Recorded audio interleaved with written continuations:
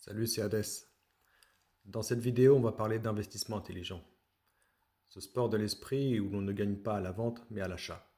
Parce que oui, dans un monde où tout le monde se prend pour Warren Buffett avec un compte Revolut et 3 vidéos YouTube, ça c'est moi, acheter au bon moment, au bon prix et avec lucidité d'un chasseur post-effondrement, c'est devenu un art. Quand on parle de métaux précieux, alors là, c'est pas juste un investissement, c'est un acte de rébellion élégante.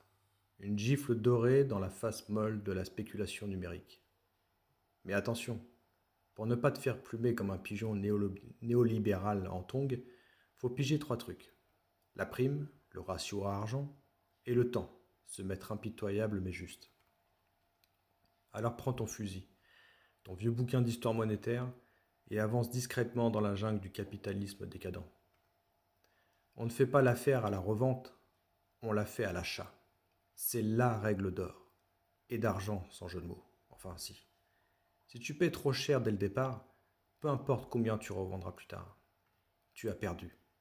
Tu as donné à un marchand euphorique ou à un site web trop bien fait ta plus belle part du gâteau. Pendant qu'il t'expliquait que c'est normal, c'est la prime, c'est la crise, c'est la vie. Continue à me prendre pour un lapin de 6 semaines, t'as raison. Donc oui, fais gaffe à la prime. C'est là que se cache l'arnaque douce.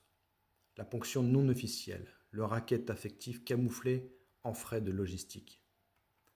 Plus tu achètes près du prix spot, plus tu laisses peu de gras au vautour.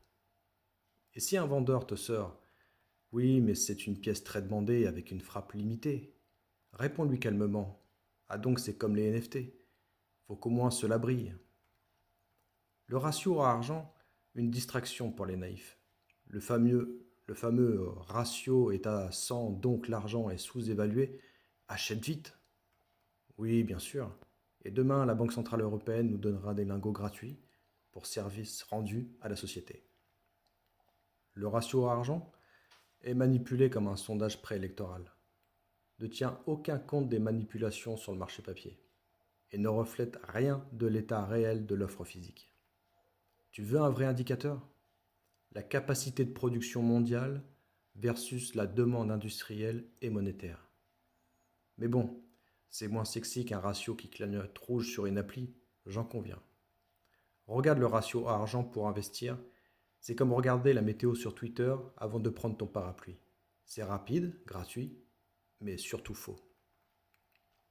Sois patient, sois chasseur, sois anachronique.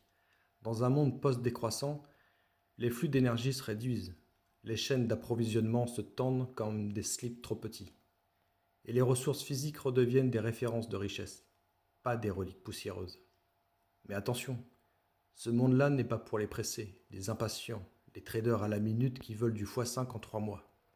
Non, ce monde appartient à ceux qui achètent lentement, avec calme, lucidité et sarcasme. Et à ceux qui analysent la prime, qui ignorent le ratio comme une ex-toxique, et qui savent que l'histoire récompense les visionnaires patients, pas les youtubeurs de finances crypto spirituelles, je dirais qu'en conclusion, tu veux survivre dans un monde où les monnaies s'effondrent, où les banques sont des pièges à moustiques et où les États vendent tes données pour un café, alors apprends à acheter quand tout le monde dort, à payer le bon prix et à attendre comme un vieux renard dans une forêt silencieuse. Parce que dans ce monde en déclin, les NFT ne valent rien sans électricité. Les actions de mégatech ne se mangent pas, et les promesses des banques centrales ne chauffent pas une cabane.